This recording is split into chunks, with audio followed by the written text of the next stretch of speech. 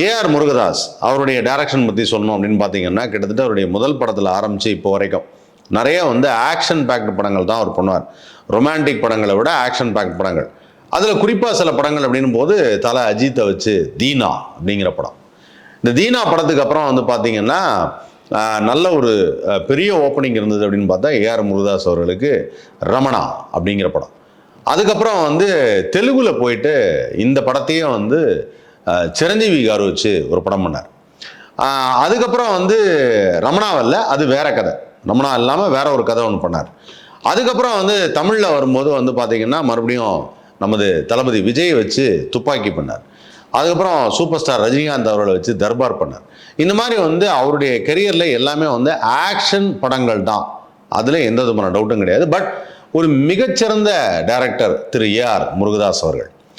ஒரு பல்ஸ் தெரிஞ்சு ஒரு ஸ்க்ரீன் பிளேல இது அடுத்தது இதெல்லாம் வந்தால் நல்லாயிருக்கும் அப்படிங்கிற மாதிரியான ஒரு பல்ஸ்.